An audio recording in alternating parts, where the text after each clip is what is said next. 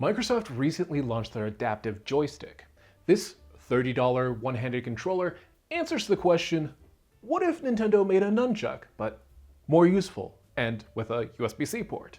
Boasting a solid build and wide compatibility, it's one of those rare controllers that's an easy recommendation for anyone who has $30 to spare and might be even passively interested in a pocketable USB joystick. But it's not perfect, and though compatibility is wide, it might not be an ideal solution for everyone in all circumstances. So let's go over what's made me enjoy my time using the adaptive joystick, alongside some frustrations that have popped up along the way. As always, let's start with the design. The Xbox adaptive joystick has the general silhouette of a Wii Nunchuk, revised using an Xbox style guide. The shell feels similar to a standard Xbox Series controller, with a nice bit of extra texture on the grip. Combined with a deep divot above the grip that makes for a nice resting place for my middle finger, the shape feels natural in either hand. At its foot, the joystick houses two ports for connectivity and mounting.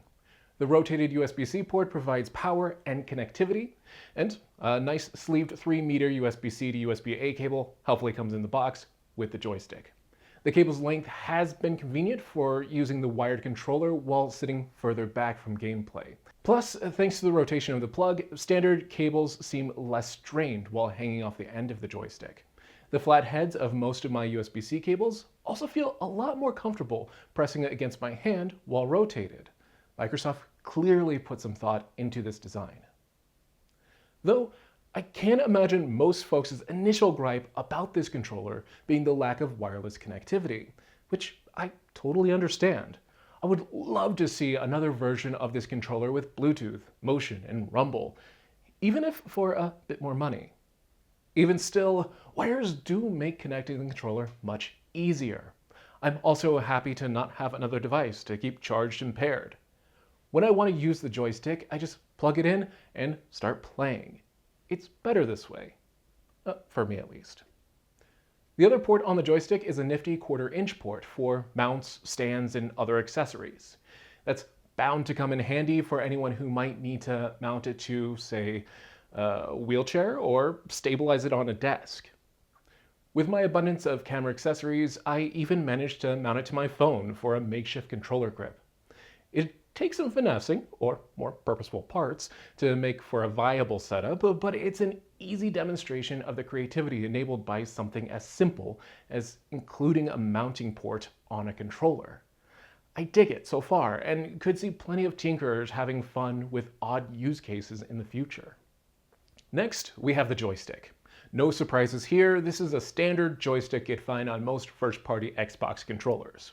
As such, it feels pretty decent. For the longest time, Xbox controllers have been a great, no-frills, standard experience, and the adaptive joystick very much continues that trend. I do kind of wish I had the option to swap out the stick top, kind of like on Sony's Axis controller or Xbox's Elite controller. As a one-handed controller, the stick cap could use just a bit more grip and height for my hands. Though, I can't complain too much, considering a removable stick likely would have increased the cost somewhat. Plus, Xbox designed an acceptable workaround with a variety of 3D printable stick tops that snap atop the stick's cap without additional modification. For folks with accessibility needs or who want a specific feel to their setup, it's a great addition that'll no doubt make the joystick even more versatile. But, as someone without a 3D printer, I will admit it's not the most economical solution. As such, I ended up going with a stick cap cover that came with my Steam Deck's kill switch case. Works great, and would probably be worthwhile to consider for anyone feeling like the default experience could use some small tweaking. Then, finally, there's the buttons. On its face are 4 action buttons labeled X1 through X4, with X5 and X6 representing a shoulder and trigger around back. While they're mapped to a standard ABXY and LVLT Xbox layout by default, the non-standard legends reflect the ability of each button to be remapped to any controller button, keyboard key, or mouse input someone might desire. But more on that later. Each button feels soft and easy to press. Their small, rounded caps have a reasonable spring to them, while remaining even quieter than the standard Xbox controller buttons. I quite like them, and they felt about as good as any other controller during use. Unfortunately, I'm a bit more split on the shoulder and trigger. They're big, soft pushers, with a small clunk in operation. They're both angled slightly inward to allow my pointer finger a more comfortable resting spot and easier activation. They work great and feel comfortable in practice. However, they're not exactly my preferred type of shoulder and trigger. When I first picked up the joystick, part of me would have loved to see more standard Xbox buttons here. They certainly would have felt better to use as one half of a controller and more satisfying for standard trigger input. Even after hours of gameplay, I think there'd be a market for that kind of joystick. But I can see the potential accessibility benefit to larger flat buttons instead of skinnier buttons with more click or travel. Also, after using it with a ton of games, I quickly realized that any different shape would have made remapping a bit more awkward. You see, while X1 through X4 map to action buttons by default, they're difficult to reach while using the joystick, since they require shifting my grip a bit to hit. I can reliably hit X2 with the middle of my thumb for occasional actions, but frequent use isn't great. That's why I've mostly wound up setting the shoulder and trigger to A and B for actual gameplay. Xbox Accessories makes that remapping really simple on Xbox and Windows. Just like the adaptive controller, it pops up after plugging in the joystick and allows me to selectively rebind each button on the stick. Unlike the adaptive controller, there is only one profile able to be loaded at a time, which can occasionally be a hassle, but setting one button to shift also lets each button play double duty as a secondary input if needed. I don't use that feature often, but I'm always happy to have it for lesser used inputs or menu controls. With that small remapping, the adaptive joysticks worked great as a one-handed controller for games with simpler input. Certain platformers and older emulators feel natural to play with a single hand. Some finagling with control mapping is typically needed when first starting a game, but I've had a blast playing Mario Kart Wii like this. Emulators and most game launchers tend to detect the joystick as a standard Xbox controller, so compatibility usually isn't an issue. Just note that, on Xbox in particular, you might still need to keep a spare controller on hand for home and menu buttons. Xbox Accessories doesn't seem to have the option to map the home button, and dedicating the few available buttons to rare inputs also isn't ideal. Even so, it's a minor issue overall. Beyond Windows and Xbox, I've also had a great time playing on Steam Deck, Android, and my Analog Pocket. It all just kind of works after plugging it in. So far, only iOS and macOS have had issues recognizing the controller for some weird reason. Of course, likewise, folks shouldn't expect to plug it into a PS5 or Switch for use without a specific adapter. With that all in mind, even if the joystick works on another platform, remapping can become a bit of a challenge. Steam Deck is probably the best case scenario here, since Steam input is readily available to tweak as necessary in software. The same can't be said about Android and Analog Pocket. Both platforms benefit from the joystick being remapped to its intended configuration before plugging it in. With my Pocket in particular, I lacked navigation ability entirely until I used my Surface Pro to remap the joystick directions to a D-pad. Again, it works on those other platforms, but a secondary Windows device is highly recommended during initial setup. Still, if you can work around those limitations and have a game that requires a limited control scheme, the joystick's a fun controller to use by itself, and I'd still easily recommend it. Although, to be honest, I don't think most folks would buy it just to use as a one-handed controller. They'd likely want to combine it with a keyboard, mouse, or secondary controller. In fact, common comments on my Xbox adaptive controller video were folks getting excited about using the adaptive joystick alongside a mouse for PC games, which I feel is a sentiment that most PC gamers could get behind. WASD aren't the best for movement. but a mouse is almost ideal for camera controls. So why not swap out WASD for a thumbstick and keep the mouse, right? And well, it works great with some game-dependent limitations.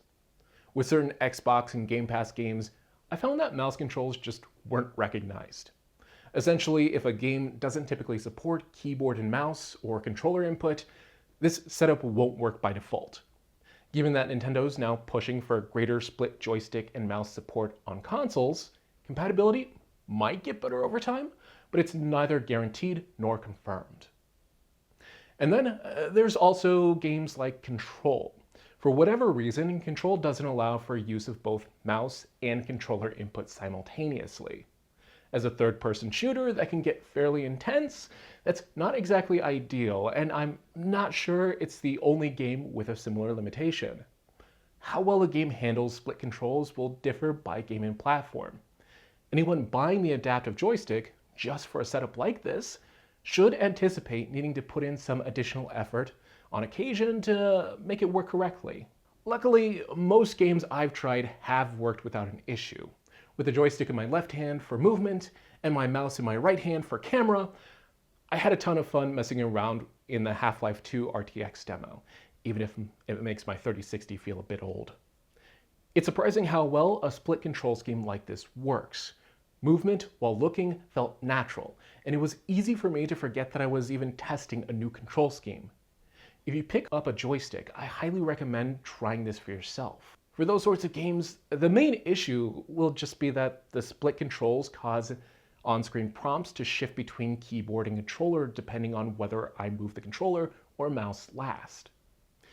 Getting rid of this problem would require remapping the joystick to keyboard controls, which could result in other sorts of jank, but it's a minor problem overall that I haven't minded too much. I've also had to work around the limited default mappings. If a game would typically use all buttons on a controller, it's not going to be the most comfortable with this setup, since extra buttons require keeping a keyboard within arm's reach. Fortunately, I haven't had too many issues. Starting a new game typically takes 5 minutes or so of playing around with control mapping, but still not too bad. I'm a fan of this split controller setup. It's simple, less cumbersome than a keyboard, lighter than a controller, and as long as I can get over those small compatibility hurdles, I might default to playing this way on PC from now on. Of course, if all else fails, the adaptive controller can help somewhat with compatibility and convenience. Plugging the adaptive joystick into either joystick port on the hub immediately maps the stick to the hub's current profile and turns it into a wireless input. Each of the 6 buttons on the controller even show up in Xbox accessories to map as normal. For folks interested in a hybrid keyboard setup, this works great alongside 8BitDo's keyboard extension buttons, or the variety of other buttons on the market with 3.5mm terminations. While games like Pepper Grinder feel okay to play single-handed, having simple buttons off to the side to offload controls that don't fit on the joystick instead of a full keyboard feels a lot better. Likewise, while mice don't work with the adaptive controller, you could plug a second adaptive joystick into the hub for a split Joy-Con-like experience. The benefit here being that the adaptive controller combines both sticks' input into a single controller input instead of 2 separate controllers. I don't have a second joystick handy, but it did work great with my Wii Nunchuk adapter while playing Geometry Wars. When combining the adaptive joystick with the adaptive controller and other peripherals, the limits really just folks' imaginations. These products were designed to benefit folks who need to get creative with their control schemes to play their favorite games. In practice, that means anyone could pick up these controllers to make their own hyper-custom setups that still connect easily and function as expected. Still, that extra bit of needed thought is also the biggest caveat I can offer.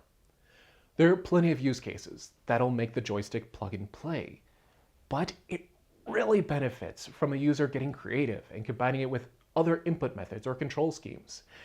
At some point during usage, remapping or additional buttons need to be used to make it work the way someone will expect. That thread alone could lead me to actually recommend someone just going with Joy-Cons or similar substitutes instead if they don't have a specific accessibility need or budgetary constraint. Especially since those also come with rumble, motion, and Bluetooth, which are lacking on the adaptive joystick.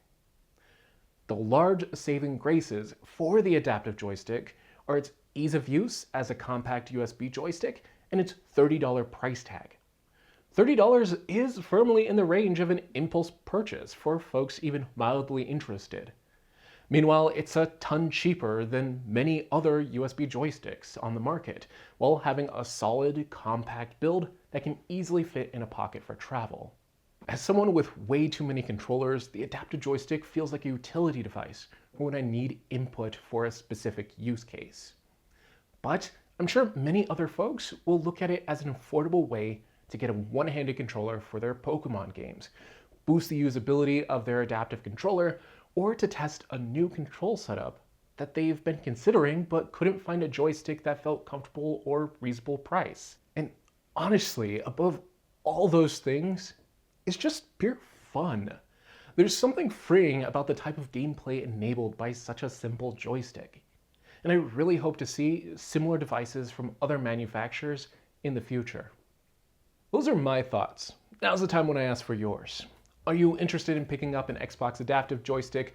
Do you have a specific use case you're looking to test? Or do you know of a similar device you'd like to see me test next? Let me know down in the comments. As always, if you found this video interesting or informative, go ahead and give it a like to let me know, and then get subscribed for more controller-related videos in the very near future. I recently bought a Sony Access controller, for which I have a ton of thoughts already. So that video is currently in the works for another view of how controllers built for accessibility are just rad as hell, even outside their intended market. So be sure to get subscribed so that you don't miss it. But anyway, that's going to be all for this video. Thank you so much for watching all the way until the end. Till next time, catch you later.